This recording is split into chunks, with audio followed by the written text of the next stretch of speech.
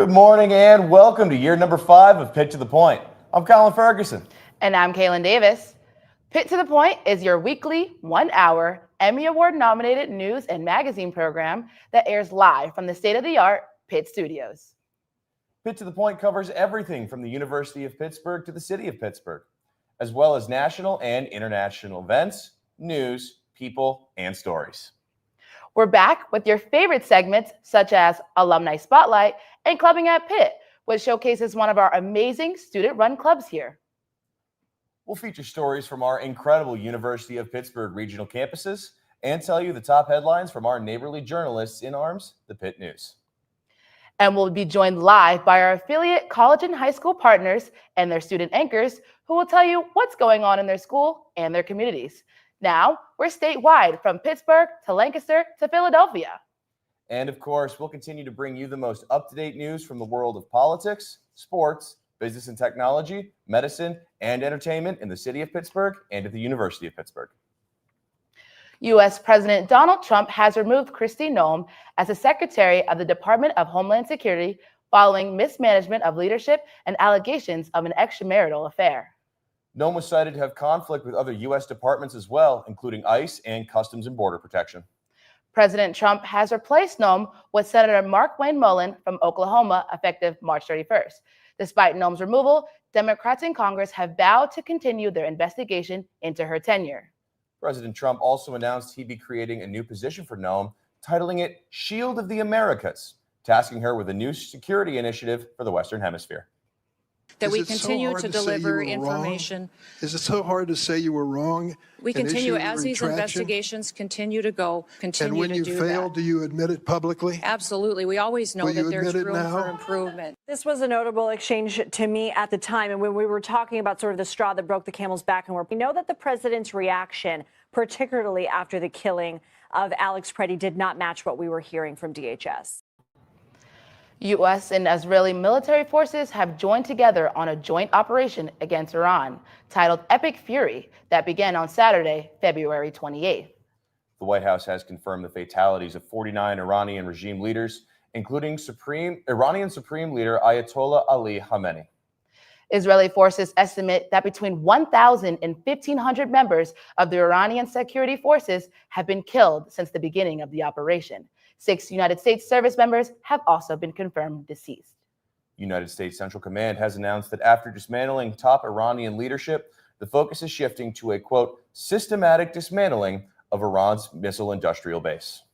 It was my opinion that they were going to attack first. They were going to attack. If we didn't do it, they were going to attack first. I felt strongly about that. And we have great negotiators, great people that do this very successfully and have done it all their lives very successful. And based on the way the negotiation was going, I think they were going to attack first. And I didn't want that to happen. So if anything, I might have forced Israel's hand. But Israel was ready and we were ready. Iranian civilians have found themselves displaced due to the conflict, and the country is struggling with a vacuum in their leadership as this conflict rages on. Our political reporter Farah Hindawi filed this report on the response from the people of Iran and how they're handling the turmoil. On February 26, a major military conflict between the United States, Israel, and Iran began, codenamed Operation Epic Fury by the Trump administration. Iranian forces reacted within hours by launching missiles against targets in Tel Aviv and Haifa, as well as the U.S. military bases in the Gulf region. In the wake of these attacks, over 1,000 casualties were reported in Tehran, with Ayatollah Ali Khamenei being assassinated 2 days into the war. But how are Iranians and Americans here in Pittsburgh reckoning with the war?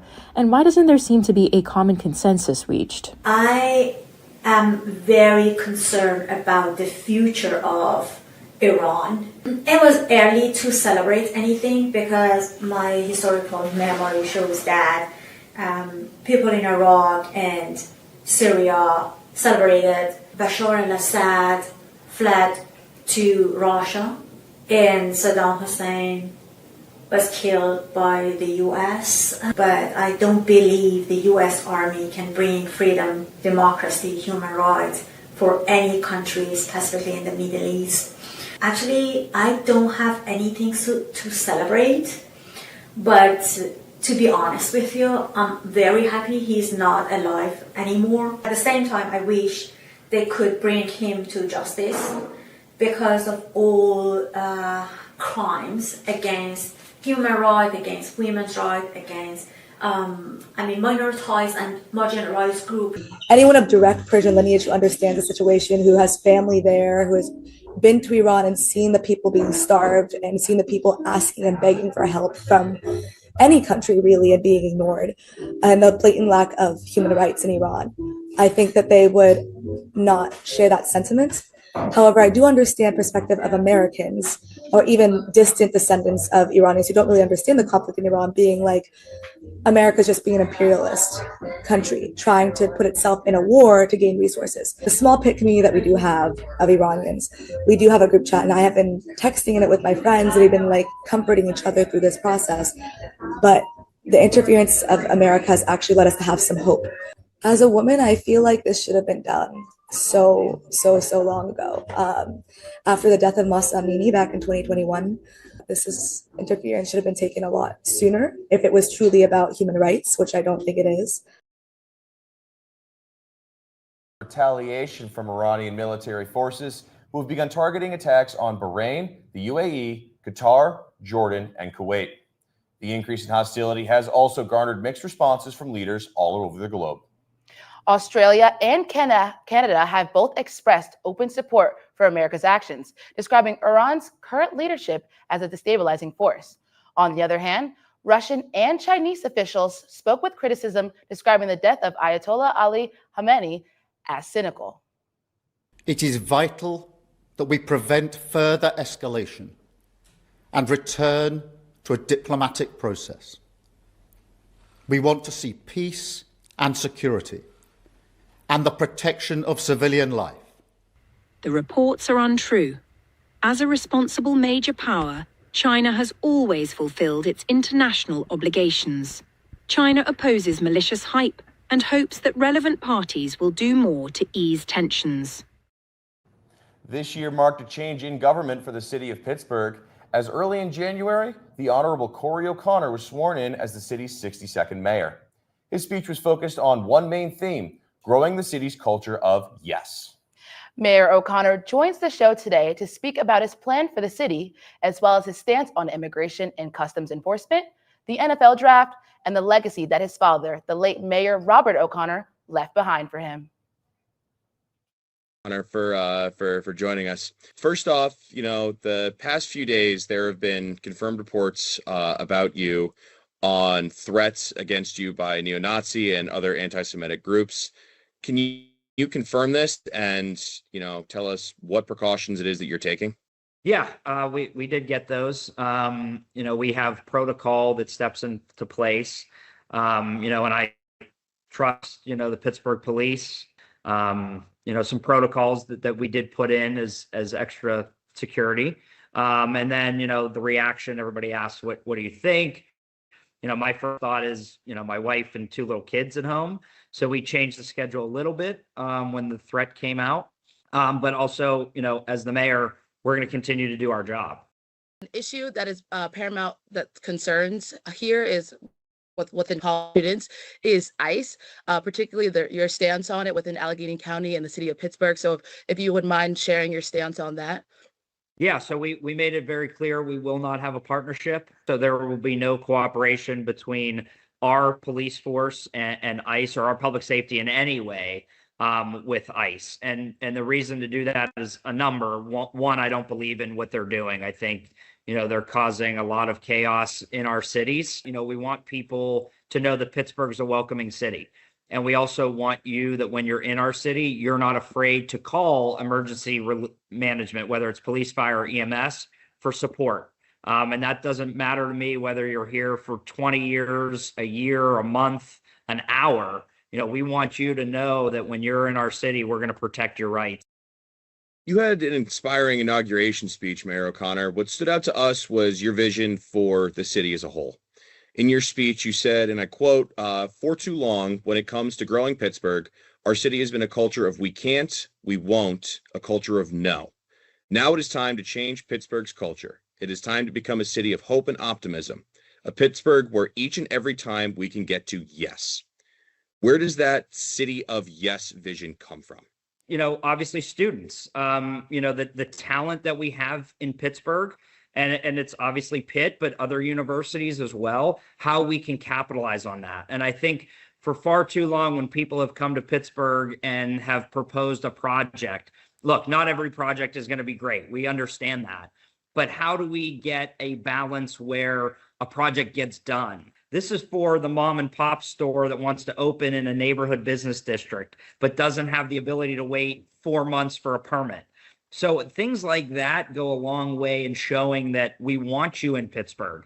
And if you're already here, we want you to be that anchor tenant in your neighborhood. And that's where it's got to be a culture of, yes, we can figure it out, and let's get to that yes, because then it shows more progress, but more opportunity for more residents. The City of Pittsburgh enacted its first major hike in over a decade for the 2026 fiscal year. It's a 20% property tax increase. We do want to note that the Allegheny County Executive, Sarah Innamorato, presented a 2026 budget with no new taxes. Could you share with us how the revenue from an increase in their property taxes will be implemented? Also, how this will affect your idea of shovel-ready sites to attract businesses while still focusing on home ownership as an equity tool. Yeah, so this was done by council prior to coming into our administration starting, but it was needed. There are large gaps in our budget, and we're still finding them out. And probably within the next week or so, we're going to come out with what we've found where there is a lot of money and budgetary gaps that have to be filled. And now it comes down to using that money to, again, as you just mentioned, cleaning out dilapidated sites that we own so that they're shovel ready for community organizations to rebuild and build faster and cut costs. Anything there that we can put capital in so you can build something for less cost, that means you can also sell it for less cost. So now you're buying a home in Pittsburgh more affordable. So we have to make sure that by growing the city, we don't go back to the well and tax residents more and more. We have to make sure that the new revenue that comes in is going to spur future development and future growth. Public safety in the city of Pittsburgh has been a hot topic. It just continues to be. Kind of building off of, previous comments about attracting small businesses, as well as you well know, the upcoming NFL draft. How do you hope to address public safety here in Pittsburgh? Yeah, so I think some stabilizing of some leadership is helpful. So we nominated and got approved a new chief of police, Jason Landa, who has been here before and knows Pittsburgh. I didn't want to bring somebody in that wasn't familiar with the city or familiar with some of our officers. But he also believes, like I do, in community policing. And that's something that's very, very important, is to build those relationships between our law enforcement and our residents. And then we also put a new public safety director in place, Sheldon Williams, who, again, has that mindset, was a paramedic, a trained firefighter, and a police officer, and his military experience as well, and actually was a professor at Pitt. So, all those help, but it puts new faces in those positions who understand the job. And I think that's really beneficial to reaching out to the community. And speaking of the NFL draft, on April 23rd, 24th, and 25th, the National Football League descends on Pittsburgh. Can you please share your excitement about this? Oh, we're excited. We're a little stressed, but we're excited. I think it's a great opportunity to sell the city in two ways. One, all the thousands of plus people that are going to show up. So showing off our city that week is going to be very important. Showing them, the culture that we have, the great food that we have, the art, the music, all of the things that we love about our city, you're going to experience it firsthand. But then also when you have millions of viewers, it's now our time to tell Pittsburgh's news story about robotics, about tech, about entrepreneurs, about neighborhoods, about I can go on and on. Those things that we love so much about Pittsburgh, just on a worldwide scale that we haven't done in a while. In terms of the draft as well, there's going to be a large influx of people coming in. Do we have a specific estimate on what that number is really going to look like? And for those tourists specifically, what can they expect to find here in Pittsburgh? I think what they're going to find is a city that's going to surprise them. I tell everybody when you fly in and you get through that tunnel, that's the best view in the world. They're also going to see, again, our food scene, our neighborhoods, our walkability will surprise a lot of people. You know, there are hills. Look, it's not the easiest place to go all over town, but when you're in downtown proper, North Shore, the Strip District, Pittsburgh is walkable. And then for us, numbers wise, you know, we hear anywhere from 350 to 400,000. So it could be even more than that. And again, that's over a span of a week and a couple of days of just the draft. So we're preparing for all of those numbers. You've kind of hinted about this a little bit, but what is your hope for the overall takeaway for someone that's visiting Pittsburgh? Yeah, I mean, I hope they go home and say, wow, Pittsburgh was great. I'm going to go back. Or they tell 10 of their friends, hey, I didn't think of, you know, going to Pittsburgh for a nice weekend, or it had all of these amenities that I didn't know they had. So it's, hey, it was so much fun. I'm going to go back for a Steeler game. And, oh, I saw PNC Park. I'm going to go back for a Pirate game. You know, we can capitalize on our sports tradition to get people to come back, especially when they have a great experience. Switching it up a little bit, how does your time and your background in both elementary education, in which you have a bachelor's degree from Duquesne University, as well as your very successful coaching experience at your alma mater, Pittsburgh Central Catholic, come into play for you now as the mayor of the city of Pittsburgh? I think it helps. It helps a lot. I mean, you know, in politics, it's not bad to have an early childhood education. You know, it calms you down sometimes. I think it's good because when you're a teacher, you're always trying to help people improve. You know, in so many ways, teachers are mentors, coaches are mentors. They're here to promote you and to build off of your skills that already exist. We would like to end with this. Your late father, the Honorable Robert O'Connor, served as mayor of the city of Pittsburgh 20 years ago. What lessons, either political or maybe life lessons, did you learn from your father? You know, good question. Well, the number one thing he had on his desk was the number one priority are the people of Pittsburgh. And, you know, this desk and this office belongs to them. So, you know, be out in the neighborhoods. Don't always, as I'm sitting behind the desk, I shouldn't say this, but don't always sit behind your desk. Go out and meet people. You're going to learn more in the neighborhoods than you would from spending millions of dollars on study after study. And I think that's the type of leader I want to be, just to hear from everybody, because a lot of people feel that their voice isn't heard. But if you're out there and you're approachable, that's something that goes a very long way. And remember that, you know, the people are, you know, right, and that we have to, you know, try to accommodate them as best we can. Our Mayor O'Connor for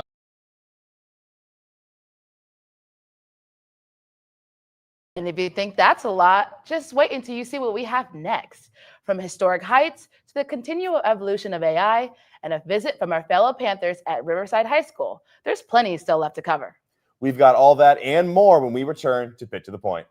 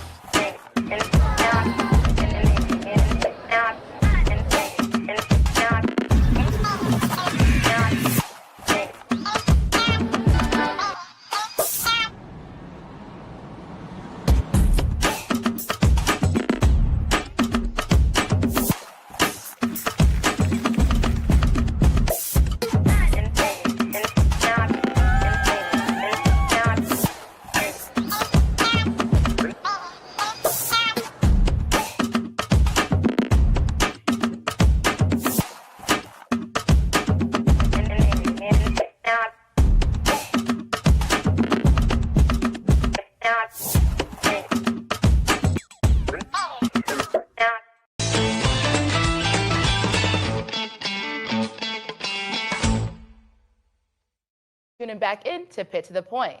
Happen to watch a story that piques your interest? Want to find more about what's going on in Pittsburgh?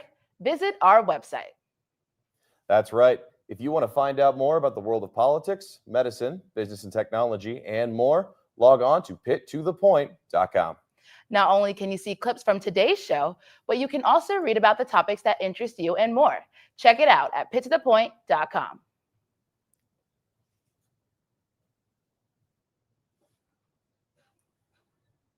Here at Pitt to the Point, nothing brings us more joy than having college and high school partners on the show. We love being able to provide a platform for our young journalists to thrive.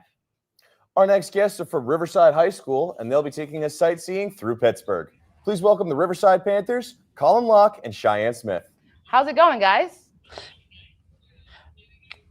Good morning, Caitlin and Colin. I'm Cheyenne, and this is also Colin.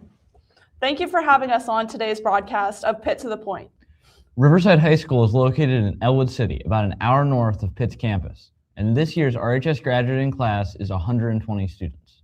Today we have a video of the Who Works the Rivers field trip that several of our students attended in October. This field trip introduces students to the importance of Pittsburgh's 3 rivers and shows associated jobs with the waterways. It all takes place on the Gateway Clipper Fleet in Pittsburgh and starts on the Monongahela River.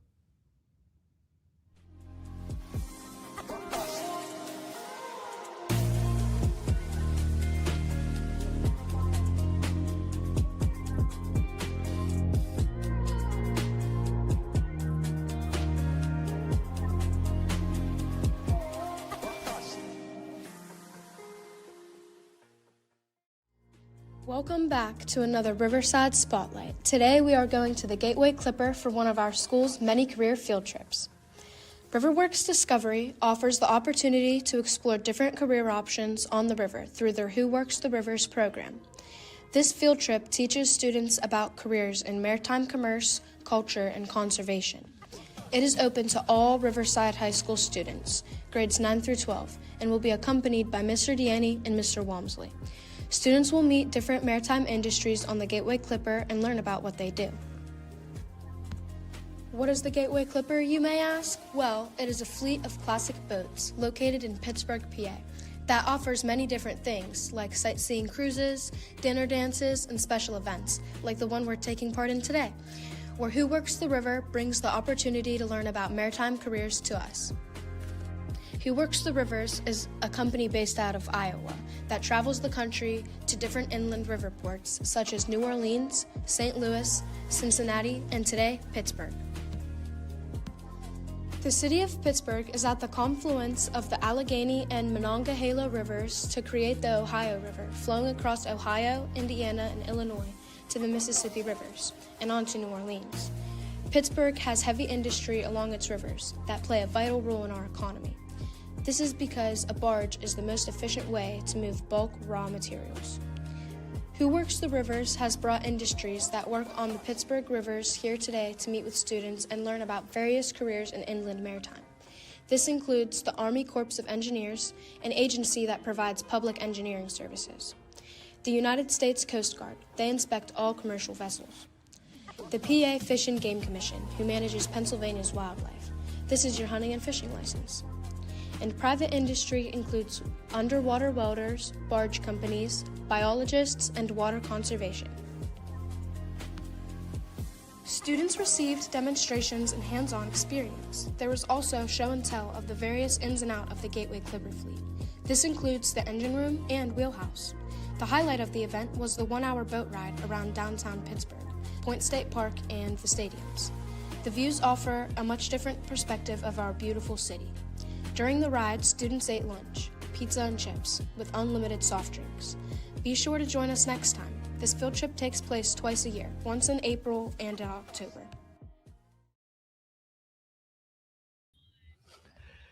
Field trips are about experiences and job shadowing. Upcoming field trips include visiting the Newcastle Forge, and later all Riverside seniors will be on the Gateway Clipper for the senior dinner dance the week before graduation. Back to you, Colin and Kaylin.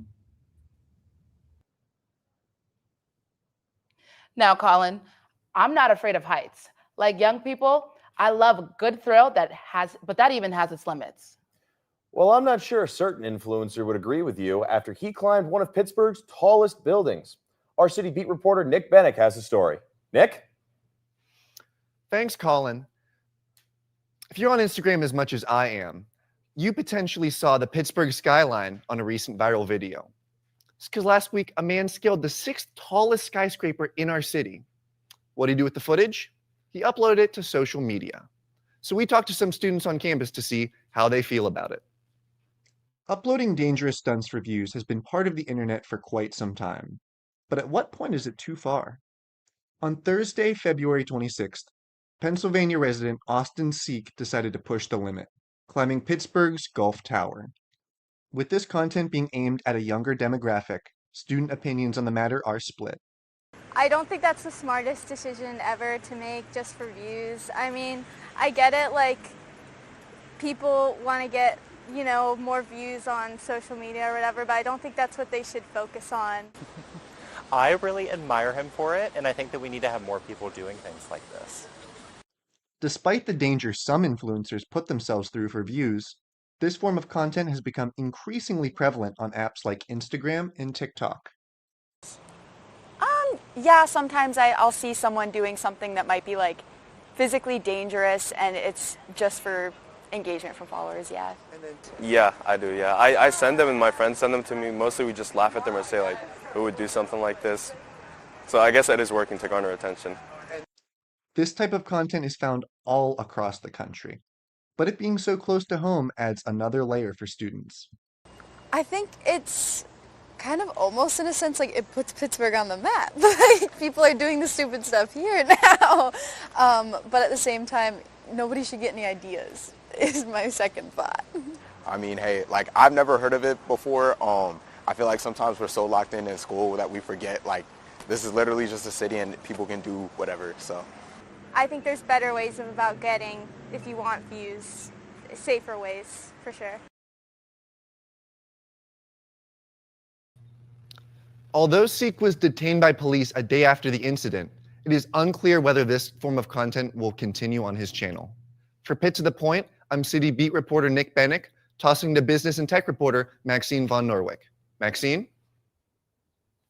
The University Career Center hosted an event this week called AI and Automation, Embrace or Replace. This was aimed at students looking to incorporate the technology into their career.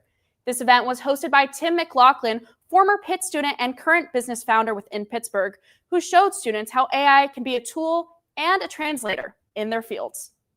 I'm here to talk to students and some faculty about what I refer to as the human side of AI and how it impacts and fits into the creative industries. As industry leaders or whatever, fully understand that these tools are available and know how they can be. And so the big reason I wanted to do this workshop is we're really seeing how AI and all the AI tools, how it's infiltrating our industry, how it's also changing the perception of what people expect from a creative agency, what internal marketing departments are expecting their teams to be able to do.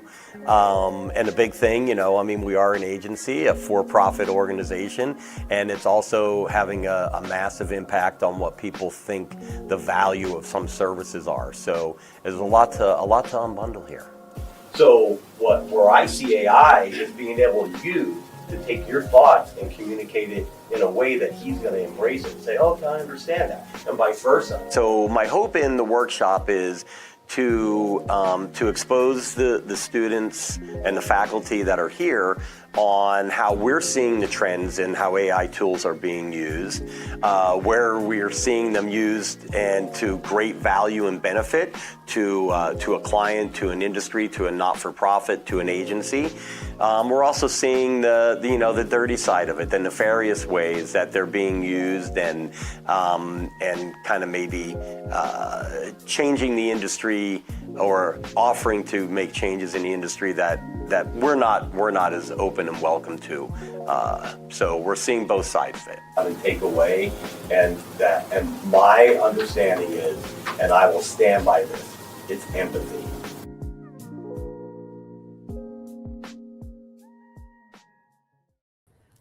Well, the package focused mostly on what it is to be in a career with AI. Tim McLaughlin in the workshop also discussed the drawbacks of AI, including some ethical issues. For Pitt to the Point, I'm business and technology reporter Maxine Van Norwick. Kaylin, Colin, are you ready to get active? I know all of us in the studio sure are right now. We've got updates on multiple different Pitt athletics teams, including one that's sure to be knocking it out of the park. Not only that, we're also checking out a fun new club inside the city for people who might want to learn how to do an Olympic sport. And we'll give the floor to our partners at the Pitt News. All this and more on Pitt to the Point.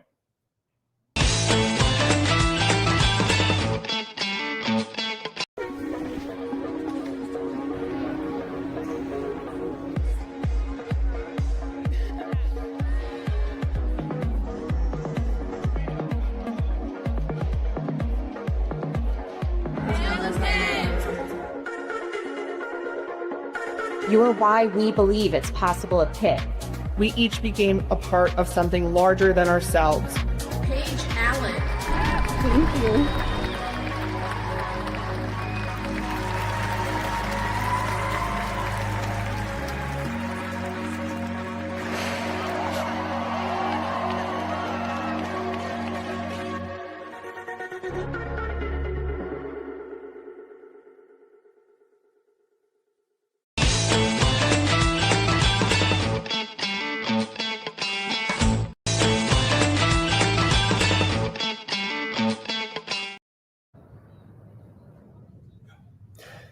There's a lot that goes down here on campus, here in the heart of Oakland, as well as around the world. Thankfully, we've got help from our partners from the Pitt News to give us a hand. That's right. Let's take a look at what their writers brought as their top headlines of this week.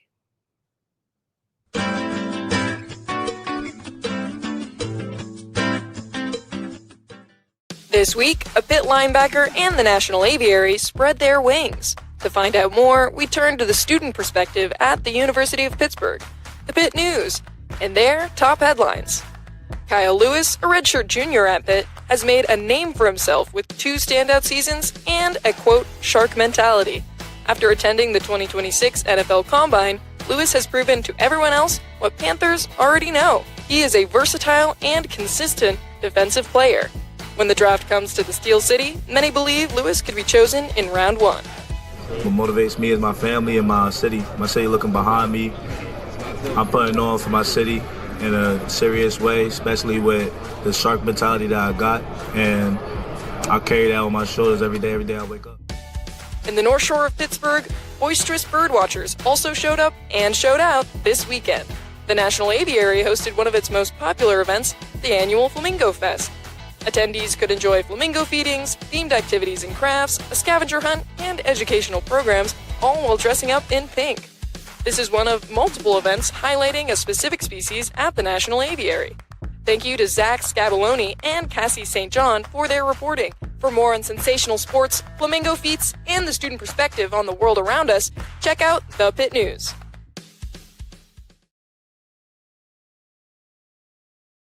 Pitt basketball season may be coming to a close rather soon with a win-and-in matchup versus Syracuse Orange on Saturday to make the ACC tournament.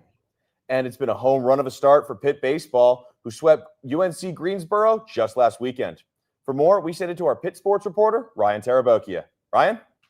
Despite spring sports being in full swing, the University of Pittsburgh winter sports are still wrapping up. And with the end of the season often comes change. Pitt's men's and women's basketball teams both have and will be playing their final games of the season this week. Pitt's women's basketball team took on NC State this past Sunday, a game in which they lost 93-43 in their final game of the season. Following the loss, the university announced that they would be moving on from head coach Tory Verdi. Verdi coached the Panthers to an 8-23 record, managing only 1 in-conference win. Pitt's men's basketball team takes on Syracuse tomorrow in a game that if the Panthers win, they would clinch the ACC tournament. However, with a loss, they would be eliminated. The Panthers have not missed the ACC tournament since joining the conference in 2013. Turning things over to spring sports, Pitt baseball is off to a record start under head coach Mike Bell. The Panthers have been able to blend both returners and transfers to result in one of the most potent offenses in the country. Panther fans hope the team can build on this success. The Pittsburgh Panthers baseball team has started 9-2 to open the 2026 season. They are coming off of a 28-27 season in which they managed to upset Louisville in the ACC tournament. The Panthers are on a 5-game win streak, which includes last week's home opener against Bucknell, as well as their first home series against UNC Greensboro, in which they mercied in 2 of those 4 games and winning all of them. This record-setting Panthers offense is second in the NCAA in on-base percentage, 4th in runs per game and team batting average, and feature the 8th best slug in the country. The Panthers' most recent victory came on Wednesday against Ohio, a game in which they mercied and won 14-2, highlighted by their 3rd Grand Slam in 5 games. Here's what head coach Mike Bell had to say after the Panthers were able to defeat Ohio. An effort right from the get-go, and in our pre-meetings and stuff, we kind of challenge them a little bit, because sometimes the midweeks can kind of sneak up on you a little bit. And we talked about playing the game, not the opponent. Utmost respect for Ohio, tremendous program. Coach C is going to do great things there, but we wanted to make sure we're playing the game, not the face of the opponent. And I thought Dog and Arrow's first inning was a telltale, striking out the side, making some really good pitches in that inning. And then our grand slam there by Piscaretta, I believe, in the first inning with 2 outs on the backside, just kind of gave us that lift. But I thought our energy, our effort, right, and focus right from the get-go. Carrier with a big home run in the middle frames. Carter Deerdorf, big home run in the late innings there. And just quality at bats, building innings with discipline. Mikey Gray coming out of the pen and Sammy Bryan. I thought it was up and down the lineup. It was a great team win today, and I thought the focus intensity was really there. It was a really good brand of Panther baseball. Panthers head to California this weekend to take on San Jose State before heading over to Stanford to open up ACC play. For Pitt to the Point, I'm Pitt sports reporter Ryan Tarabokia. Now, for more sports, we turn over to City sports reporter Natalie Fogel. Natalie? Thanks, Ryan. While curling only gets the spotlight every 4 years during the Winter Olympics, here in Pittsburgh, we have the opportunity to try it out whenever we want. The Pittsburgh Curling Club in McKees Rocks welcomes beginners and advanced curlers to come out and either be a part of a basic learn to curl or maybe a more advanced league. No matter what, everyone who comes out gets to see what this hype is all about. Yeah, I played pickleball with the Pittsburgh Sports League, and they made an announcement about some new leagues, and the curling was one of them. And yeah, of course, it's all over the Olympics, so I came out to check it out. And first time playing, I was addicted. I signed membership first day. The Pittsburgh Curling Club, a group in the city where anyone who wants can learn to curl. We're trying to offer a good variety of are you a returning curler? You haven't curled in a while, but you want to just get up to speed? We've got you there. If you're a new curler, we've got beginner leagues for that. That's the awesome thing about the sport of curling. It's super accessible because when you show up, whether you have no experience or you have a ton of experience, you're going to get put on a team and you're going to have to work with other people, and they're going to be there to support your success, and you're going to be able to help support their success. Whether you have no idea what you're doing, you still might get involved in a key play and just putting your all into sweeping a stone, or maybe you know what you're doing and you get put in a critical position to sort of throw an important last shot. Regardless of your skill level, you're going to be put on a team and able to help out, and that's going to really integrate you quickly regardless of who you are. And so I think curling as a sport works really well for whoever you are, whatever skill level you're at, really just getting involved. Everybody was so friendly. Yeah, I didn't feel like there was any pressure. You made mistakes, everybody was making mistakes. Everybody was so helpful to make sure that you had a good time. As soon as you hear accessibility, the first thing you think is wheelchairs. We're accessible for wheelchair curling. We're a 501(c) nonprofit. Part of it is that our mission statement says that we are providing accessible curling to the Western Pennsylvania kind of region. Since the Winter Olympics only ended 2 weeks ago, this club has seen a shift in attendance. Speaking as the communications chair, I can see our web traffic, and it definitely spiked around February 3rd, the first day that we had curling appear on the TV. It started a little before the opening ceremony, so we're getting a lot of publicity right now, and we're happy to make space for people. Curling has a little bit of the problem of in the United States of it's on TV for the Olympics, and then it sort of goes away for every 4 years. So just trying to get people to sort of know that curling exists and it's a fun thing to come out and do. So I, as myself, and I think you'll hear from many other curlers, they learned about it through the Olympics, especially in the American audience. That's sort of where curling comes into the frame of view. The cool thing is though, whenever the Olympics come around, everyone's like, "Oh, you curl? Like, my grandparents want to come over and have me explain it to them what's going on, and America's doing well, and people are asking me questions." You kind of become a little bit of a niche expert for a little bit, and it's nice to be able to have more of an interest and ability to sort of participate in the Olympic conversation. It's sort of fun. We get hockey players, we get ice skaters. It translates pretty well to curling. They've got the balance for it. I personally dance in the West Coast swing community, and I feel like dancing helps me with balance curling-wise, so it's a really accessible sport for people who've like come from other sports as well. Like, there's something in it for everyone. With the sport being easily adaptable for all, no matter your background experience, all you need is to come with a good attitude, get ready to meet some new people, and you'll be able to check something off your possible bucket list. For Pitt to the Point, I'm City Sports reporter Natalie Fogel. Kaylin, Colin.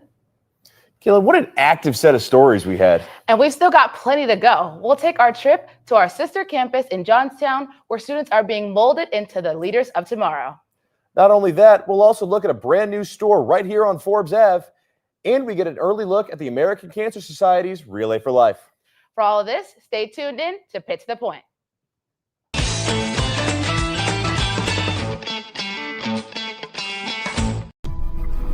I'm so honored and humbled to officially welcome you to the University of Pittsburgh.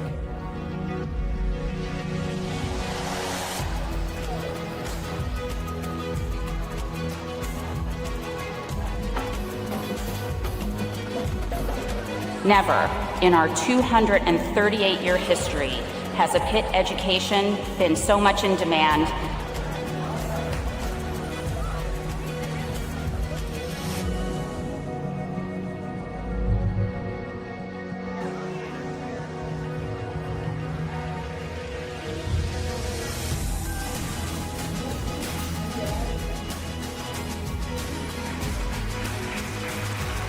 It's possible at Pitt is not just something we say when you walk in the door.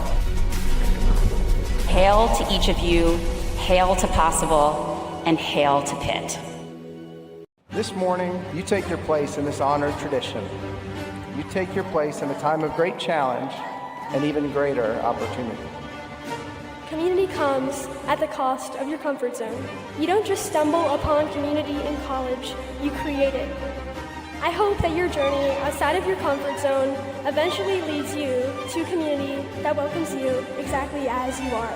Class of 2029, whatever you're feeling right now, I hope that sometime soon you feel at home. Congratulations, class of 2029, and good luck to you as you begin your journey.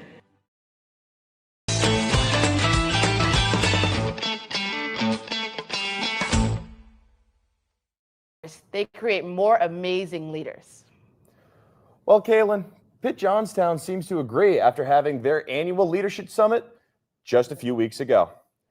Let's turn it to our regional campus reporter, Audrey Biggs, with the full story. Audrey? On January 31st of January, the University of Pittsburgh at Johnstown held its 5th annual Leadership Summit event. The event is a one-day free event that is all for undergraduate and graduate students, in hopes to teach them great leadership skills and networking skills for the rest of their life. Gary Poole, and I'm the SGA president here at UPJ. January 31st is Leadership Summit, so don't forget to sign up. The registration closes tomorrow, January 23rd, and if you go, you get a free crew neck. And I went last year, and it was a great experience. I learned all about leadership and how to grow as a person and step into this role. Hi, I'm Terry Masters. I'm a junior biology student, and I'm the president of Program Board. I went to our Leadership Summit last year, and I learned the importance of collaborating with other organizations. I use this all the time so that we can make bigger events and events that reach more students on campus. So I think that you should go to this year's Leadership Summit, and you need to sign up by noon tomorrow on Friday. Hi, my name is Alyssa. I am a nursing major, and last year I attended Leadership Summit, and I learned how to get a group of people together and build great things for the community. Hi, my name is Justin Hetz. I'm a general management and marketing student. Come join us at the Leadership Summit, where you can see just what kind of leader are you and how you can effectively lead your team. Hi, I'm Madison, and I am a special ed and early ed major. I went to Leadership Summit last year, and one thing I really learned was that there's so many different parts of leadership roles and that each one is very important to what they do. The summit was held at the Living/Learning Center at the University of Pittsburgh at Johnstown. It was hosted by the 1889 Foundation Center for Population Health.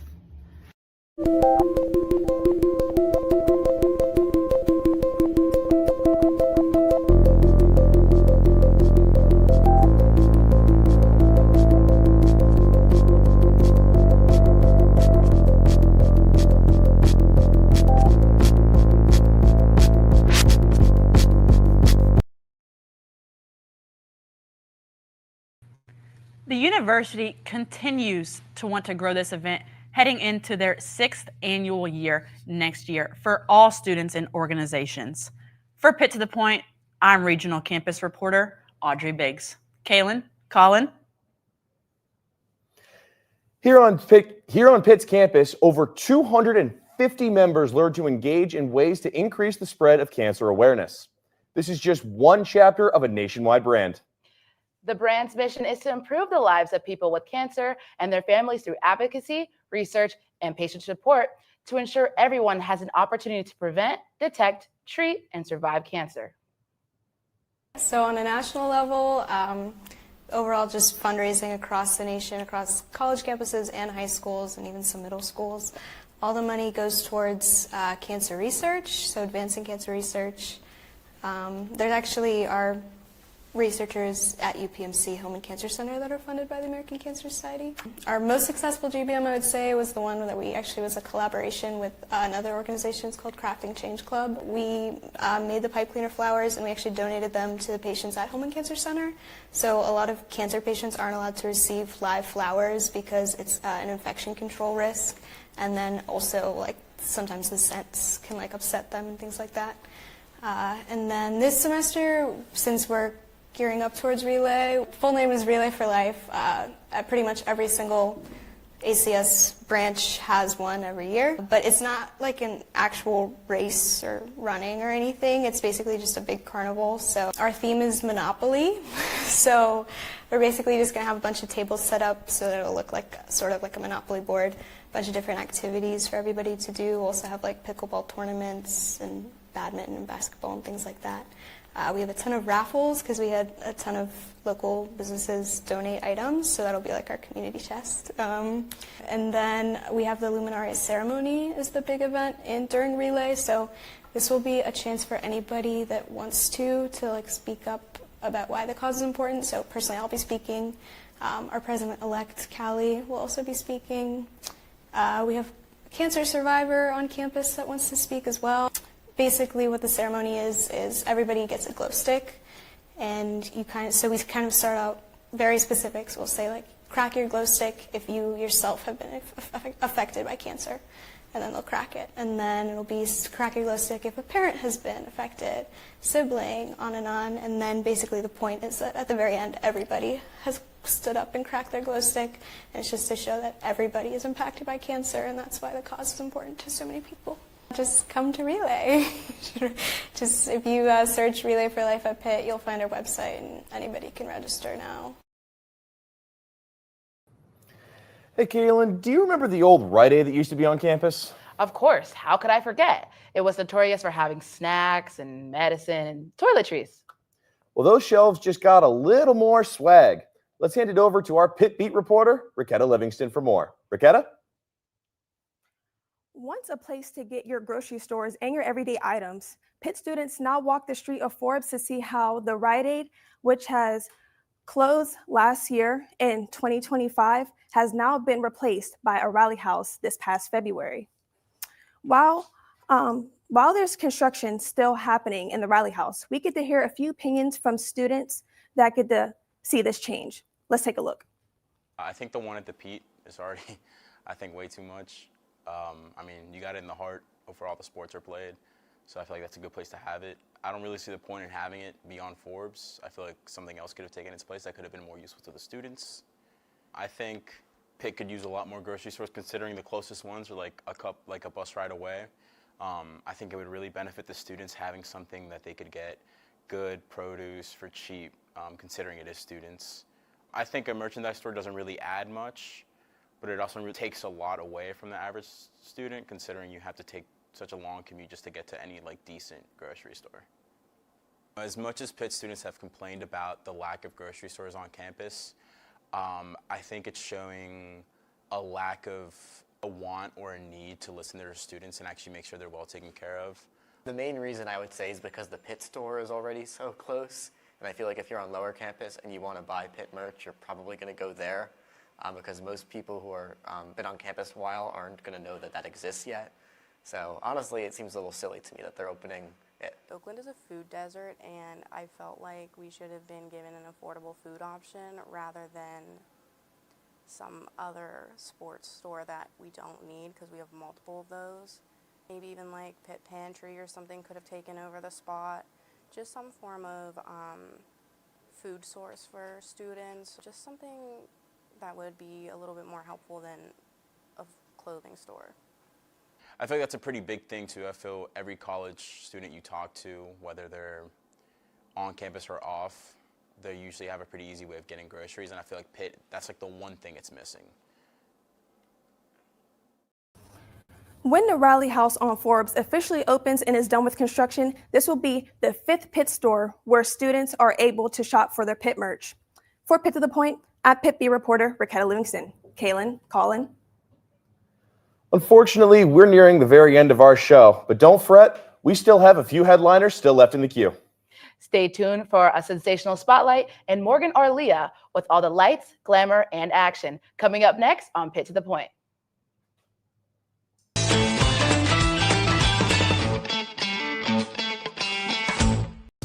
Can you hear me? This is interesting. Is this on? Can y'all see me?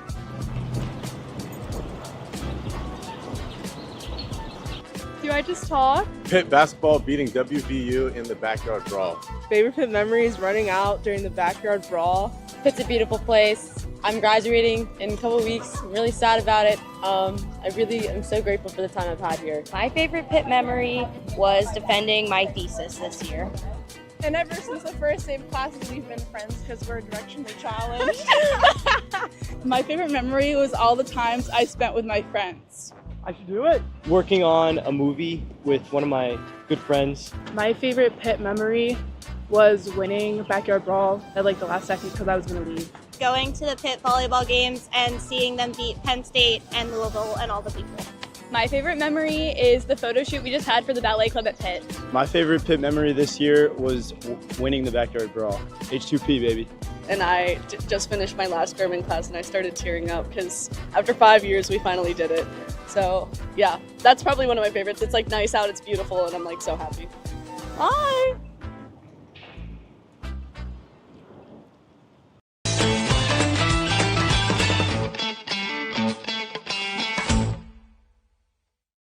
We're right in the middle of award season, and with it comes the Pittsburgh Film Office's annual Lights, Glamour, Action Gala. The event takes place on March 14th to celebrate the upcoming Oscar Award ceremony. Our entertainment reporter Morgan Arlia has the action on what we can expect from the gala this year. Morgan? The Lights, Glamour, Action Gala is coming back to town. The Pittsburgh Film Office is hosting their annual Lights, Glamour, Action Gala on March 14th. This event will feature some celebrity guests, a high-profile silent auction, and overall a way to celebrate what the Pittsburgh Film Office has done for the film industry. The Lights, Glamour, Action is the annual fundraising gala of the Pittsburgh Film Office. And for anyone who doesn't know, the Pittsburgh Film Office is an economic development agency dedicated to marketing the Pittsburgh region to the film and television industry. Every year, the night before the Oscars, we party, we celebrate the year before, in hopes of also generating money or also support in order to continue with the success we've had. We are in frantic gala preparing mode. This is a 5-person office, not including our amazing interns, 2 of which are from Pitt this year. And we are truly just like grinding the wheels, getting things going, and we're really looking forward to celebrating on March 14th. My role is I am the communications coordinator at the Pittsburgh Film Office, so I am going to be running around all night, making sure everything is going smoothly. I'll be helping to post stuff on our social media platforms, manage our interns, but also just make sure everyone's having a good time. A big part of that night is our silent auction, and that is going to be remote. It's going to be virtual, so anyone who can't make it to the party is still able to bid. and that'll be also displayed on our social media. That'll be me. Alongside that, I did want to mention that we have a lot of really cool items, including an exclusive Zoom call with the creators of hit television show The Pitt, where you can ask any questions about how the show was made and how it got off the ground. The Pittsburgh Film Office benefits from it, from all of the proceeds that go towards the silent auction, but also any tickets that are bought. That is a big source of how we make our mission possible. Alongside that, though, it's just a great night to celebrate all of the good things we do for the community, whether it's supporting small businesses, whether it's bringing that work here. We actually currently have a crew base of over 5,000 crew who get stable work and family-sustaining jobs from every production that comes here. The thing that I like to steal from our executive director, Don Keyser, is that you can film anything here except for a beach or a desert, and that can happen on a stage. We have such a diverse topography and land that truly you can go maybe 20, 30 miles outside of the city and get a completely different landscape. That is such a boon to any filmmaker. If you're able to have those locations within that distance, you're able to make production much more efficient. That being said, I also want to give full credit to the amazing crew and cast we have here. The people they were able to show up and be consistently reliable for these productions that bring this money and bring this impact. Last year, it was a lot of fun because the Pitt Broadcasting Club came and they actually produced a red carpet live stream for us, which was a ton of fun. They got to meet Jeremy Renner. They got to have a blast. It's a really fun way to show off that Pitt is a big part of our community. If students are interested in learning more about what goes into planning this event, they are welcome to apply for an internship with the Pittsburgh Film Office. For Pitt to the Point, I'm entertainment reporter Morgan Arlia. Kaylin, Colin. Thanks, Morgan. The University of Pittsburgh has a deep and diverse set of alumni that have passed through its halls. Today, we're highlighting one alumnus who you've probably heard of, though you might not know it. Our alumni spotlight looks at Saul Markowitz, a man who's evolved from Pitt Panther to TikTok infamy, and I must say, his content really is bussin'. My name is Saul Markowitz, right? And I graduated in 1984, went to Pitt from 1980 to 1984. My freshman year in college, I was just I knew I was interested in the PR world, but I wasn't really sure. I went straight to the Pitt radio station, which was WPGH radio at that time, not PTS. And I said, do you have a promotion director? And they went, no, actually we don't. So I signed up. So for 4 years, I was the promotion director at the Pitt radio station. So I was a psych major and minored in writing. But I had more experience in the PR world before I graduated college, which is really pretty great. And there I was, this lone little this little Pitt grad, just sitting there going, I think I can figure this out. Let's go. Called me and said, I want you to meet the PR director of the symphony. She called me and said, can you type? I said, yes, I can type. And she said, I'm looking for a secretary/administrative assistant in the PR department of the Pittsburgh Symphony. And I got the job, my first job out of school. There I was doing my thing. So I was handling, the symphony orchestra concerts, the pop concerts. Broadway just started then, so I was doing PR for Broadway and promotions for Broadway. It was pretty great. In my head, it was always, I told my wife, Bonnie, who's also a Pitt grad too, and I always said, one day I need to open my own shop. I just have to do it. And then, Markowitz Communications started on April Fool's Day of 1997, and we've been in business almost 29 years. I'm glad you said, I'm so fortunate that we did work with Mr. Rogers. A friend of mine who worked for the Penguins, who was marketing director for the Penguins, called me one day and she said, every team has a celebrity captain. So we need one here in Pittsburgh. Can you find me a famous Pittsburgh or CMU alumni that would be a really good captain for the Penguins? I said, forget that. I have a better idea. She goes, what? I said, what about Mr. Rogers? And it just hit me. I said, what if he's wearing a sweater and a C on it? That'd be great. If you Google it, you'll see that Fred Rogers was the celebrity captain for the Penguins years ago, and they made a hockey card out of it. And then she invited me to the game, and there I was watching Fred Rogers come on and skate on the ice. It was pretty great. And we're still doing our thing. Working with Cirque has been amazing. And we did the rubber duck thing that happened at the cultural trip. We're just like, we're so lucky just to be a part of all this stuff. It's that shy little student at Pitt that came there knowing one person when I came to Pittsburgh. And years later, here we are. And I thank Pitt for that.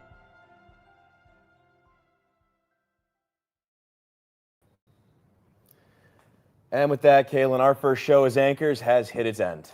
It feels almost too soon, but don't worry. We'll be here for the entire month of March to bring you content from the City of Pittsburgh and the University of Pittsburgh, as well as everything in the world of sports, entertainment, politics, and business and tech. Not only that, we'll be taking trips to all of our regional campuses and high schools all over the state of Pennsylvania, all to provide you the best news coverage from Pitt all the way to the point. I'm Colin Ferguson. And I'm Kaylin Davis. We'll see you next week.